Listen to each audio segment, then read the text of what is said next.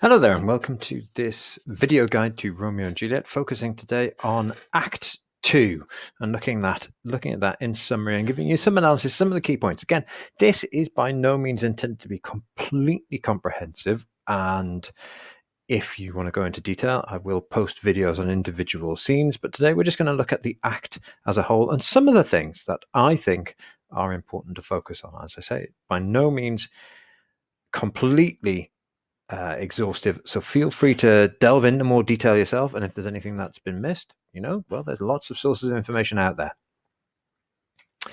So Act 2 is an interesting one. It has a little bit less in terms of actual events than previous and subsequent acts. Certainly 1 and 3 knock it into a bit of a cocked hat in terms of drama, but it has one of the most iconic scenes in the entire play in it, the famous balcony scene. And importantly, it's the act that sees Romeo and Juliet get married. But in a bit of a warm-up, see if you can identify who has said the following things.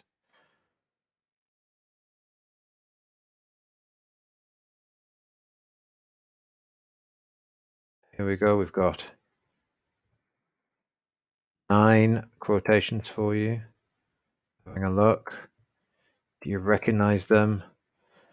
About who says what to whom? What kind of language do the characters use?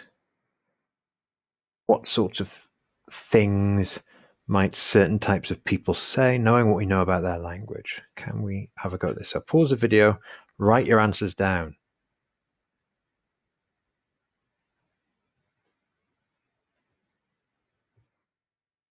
Okay, so here are your responses. Yes, Romeo speaks twice. And I put 2 Mercutio quotes in there as well, and 2 from Friar Lawrence. So again, showing you that some of these characters speak a little bit more in this scene. Juliet has quite a lot of lines, and Benvolio is in it more than once. But if we think about who is saying the bulk of the stuff, who has more lines to deliver, it's these 3 characters. Juliet actually has a lot of lines, but they are in response to Romeo, really, in Act 2, Scene 2. And obviously in conversation with the nurse as well. So there you go. How did you do? How did you do? Were you able to identify those? It's a bit more complicated in this scene because you get Mercutio talking about love here. So what some of these words that you would expect are emblematic of characters, like Romeo, for instance, are actually used by other characters. So you have to read the whole quotation quite carefully. So again, one thing to do here is to go and make yourself a plot summary. There is nothing like just breaking things down and summarizing things. Going for a 50, 25, and 10 or a 25, 10, and 1 forces you to think about what is important. But don't just do a written, a summary using words. Do something a bit more visual. Do a mind map. Do a cartoon. Produce a storyboard. Whatever it is. But in some respects, go back to the events of the play and put them in order in your head. Get yourself that knowledge by revisiting it. Okay, so stop this video now. Go and do that if you haven't already done a plot summary. So we in our school with my classes, we would tend to use a knowledge organizer. So do use that, but that is really a kind of summary for the entire play after it's been done. It's useful as we're going through to do a little summary. So go do whatever you like. Written summary, visual, something a bit more 3-dimensional, physical. Make a model, if you will. I don't mind, but do something. Go back to the plot of this. Make sure that we've got this right in our heads. Okay, so just an example of things that I picked out. I focus on the fact that it begins with a chorus. It's an unusual act, that we actually see the second chorus. Most people forget about it, and there's reasons for that. And in my video where I'll deal with the prologue to Act 2, I go into that in a little bit more detail. But there is a second prologue, which we sometimes forget, and there's even an argument as to whether or not Shakespeare wrote that prologue, because it feels slightly different. But let's assume that he did, and it wasn't a later addendum to the script. Let's assume he's done it. Why? Well, because actually there's quite a rapid change in Romeo's mindset, because he's jumped from being in love with Rosaline to being in love with Juliet, and that's what the chorus explains at this stage. We're also introduced to Friar Lawrence. That's something I picked out, and we learn about Tybalt's reaction and how he's, yes, arguably obeyed Lord Capulet, but is now following the rules of dueling and is sending an official challenge. There are ways around this, actually. Romeo does not have to answer the challenge. He would be under a lot of pressure socially to do so, but there's no legal reason. He could apologize. Standing down, however, backing down, would be seen as a sign of weakness, perhaps. And maybe, again, we're talking about a critique of the overly masculine, violent culture in which these characters move. And of course, we see the final scene where Romeo and Juliet go off to get married. Interestingly, I haven't put it on here, but it is worth noting that we see a development of the nurse and Juliet's relationship. Their relationship is considerably less hierarchical than their individual social statuses would necessarily you'd expect from their relative social statuses. The nurse is a servant and Juliet is the one in charge, and yet actually we see a much more even balance of power between them. The nurse indeed wielding power over Juliet because she has the information that Juliet wants. Oh, let's have a look at key events. We get another prologue. Yep. Yeah, mentioned that. And we get Romeo abandoning his friends to pursue Juliet, to do something a bit ridiculous, really, to climb the walls of the enemy household. And then you've got that balcony scene. Of course, you've got the balcony scene. So many quotable lines. What light from yonder window breaks. Bright angel, wherefore art thou, Romeo? The one that most people seem to get wrong. Wherefore art thou? Meaning why, as opposed to where are you, which most people think it does. But wherefore means why, as opposed to where. It's just an oddity of the Shakespearean English, and things and meanings have changed, but it doesn't mean where. She's not wondering where he is, although you could be forgiven for thinking that. Interestingly, though, that's a picture of the actual Juliet Capulet balcony. It's not. It's a balcony in Verona, which has become famous for being that balcony, even though it's a made-up story. And there's a statue of Juliet there, and it's a very interesting tourist spot. And I've been, and it is very, very busy with people going. Interesting that the people of Verona have capitalized on this. So they also then agree to get married after about 10 minutes of shared dialogue. Two ways of interpreting this. Do we believe they're genuinely in love, or are these just two silly teenagers rushing into things? If you look at that language, I think it's impossible for us not to suggest that something more is going on than just a level of infatuation. And we have to believe that they're genuinely in love. Otherwise, this is a really silly play. Some people do think it is a very silly play, but there we go. And we also meet the last of the main characters. We meet Friar Lawrence, who is at the heart of a lot of what occurs.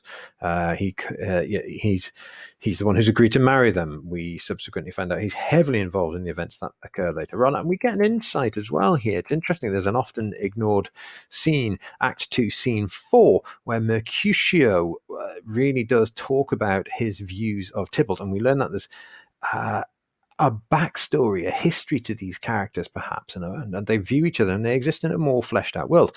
And Shakespeare, like any great writer, be they of narrative writer, be they of poetry or plays, shows us an amount of time, but not the whole world. And we see, however, that he has characters who have a world that goes on behind them. Mercutio has a life outside of the handful of scenes that we see him in on the play. They're not just two-dimensional characters who exist only for this purpose, much as they may seem that way, but there is a sense that there's a fully fleshed out background to this character, and here we learn something of it. And of course, we get Romeo and Juliet getting married off stage in between Acts 2 and 3, and we hear the advice from Friar Lawrence. So there are your key events. And let's just have a look at some of the key techniques very, very quickly. We have a continuation of contrast and antithesis. And again, I've only picked out 4 key techniques. There are far more of them than this. Lots and lots of literary allusions. There's metaphors in there. There's simile. There's tons of imagery, symbolism, stuff that I can't go into in masses of detail in a summary video, but worth going back and having a look. But contrast and antithesis is used in a variety of fashions, and there's imagery being created through this here. And this is an interesting line that we see showing this balance of oppositional ideas throughout the language. My life were better ended by their hate than death prorogued by wanting of thy love. This idea of balancing life and death and hate and love, which is, of course, what the entire play is about. And that's a line delivered by Romeo in Act 2, Scene 2, explaining why he's not afraid of the Capulets finding him and killing him, because he would rather die knowing that Juliet loved him than live on wanting to know, wanting to love her. Imagery of stars in heaven. This is something that we've seen quite a lot, linked to fate as well, but also linked to very much Romeo's perspective of Juliet, and at various times Juliet's perspective of Romeo as well. So they see each other as kind of like heavenly, astounding individuals. They're entities that seem to exist beyond this earth, and they view each other in these incredibly romantic, these hyperbolic ways. But again, that shows the intensity of their feelings, and I think to an extent shows how genuine these feelings are. They may seem a little over the top as far as we're concerned, but they have to fall in love. They have to be in love for us to believe this play. And we have the dramatic irony here as well, of course, that suddenly we know a lot of stuff that some characters know that others don't. Here, we know something that all of the characters don't. We know we're carrying dramatic irony around with us constantly. But here we get a very interesting use of dramatic irony where we're privy to some information that some of the other characters don't. So we know that Tybalt has challenged Romeo. Romeo doesn't know this yet.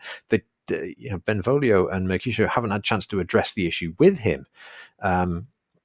He disappears before they do, and they don't see him again until Tybalt's encountered him, and Romeo has no idea that a challenge has been issued. And equally, we know that Mercutio and Benvolio are completely clueless of what's happened between him and Juliet, and they wouldn't. There's no way any of them would suspect this. And we also see the use of the verse form. Verse form comes back. It's in the prologue, the chorus in the prologue to Act 2, when we have another Shakespearean sonnet being used. But when the characters are feeling powerful emotions, we see that verse form crop up. And this is an example of Romeo's language talking about Juliet. But we also see it when we see Romeo and Friar Lawrence talking to each other. And again, they share lines, bouncing that easy flow of words between them. So let's have a quick look then at a language analysis task. So again, these videos will follow a similar format where I'll go through things in the same way, so you'll have some sense of the format to them. And here we're going to do a language analysis, and I picked this quote. This is a great quote. I even had this quote on a pen, what I got from the Globe Theatre, and it is just a great quote. These violent delights have violent ends. So go through, have a go at exploding this quotation. It's the same format that I used on the first video. We'll look at what is the author trying to do, or can we contextualize this? Pick out a word choice, look at how the sentences are put together. How does this particular quote develop plot, character, theme? How does it move the story onwards? What other literary techniques are at work, if indeed any? And how does this link to elsewhere in the text? So pause the video and have a go at exploding this quotation. Go into as much detail about each of these, and this will give you a sense of how to go about analyzing an individual quotation. Let's have a look at what I have put for these things. So what's going on here? This is the advice from Friar Lawrence to Romeo and Juliet, and he's just issuing a warning saying this affair could end as dramatically, and affairs that begin dramatically tend to end dramatically. And he uses this metaphor of gunpowder and fire destroying each other. Interesting, he uses the word violent delights. It doesn't mean violent delights that you've been taking pleasure in doing violence. He's using the word violent to mean sudden and extreme and passionate. But of course, you can't ignore the connotation of physical violence, which is ultimately where the play ends up. And the sentence structure is interesting because he is giving advice. These are instructions. He follows this up by therefore love moderately. He gives a direct line to Juliet. And it's interesting, he addresses his lines to Juliet because he's obviously convinced she's more likely to listen. And we see an ongoing development here thematically of fate, because we are talking about well, we're talking about what actually happens in the end of the play. These explosive, passionate feelings eventually consume Romeo and Juliet, as we know, and this violent delights have violent ends. We know there's an end. We know there's a violent end to the play. We're told at the start, and you can see how this is beginning to shape up at this stage. So, what have we got? We've got they've got the simile, like fire and powder, and we have this kind of imagery of explosiveness. Um, their their relationship kind of exploded out of nowhere, but is likely to consume itself just as quickly. And of course, this refers to the lethal violence, which um, that plagues the play at the start and in the middle and at the end. Where are we linking this to? Well, we're linking this to, as I said, the start, the middle, and the end, the bits where the violence occur. And of course, this is a reference back to that famous prologue where we know how this play is going to go. But more immediately, the scene immediately following this is quite literally an example of violent delights having violent ends. And there's no two ways about it. Shakespeare is putting this in here, foregrounding what's going to happen on stage immediately following this. So there we go. Use these videos, go back, pause, have another go at these exercises, do them in detail. And I hope you found this useful. Thank you very much for listening. Bye bye.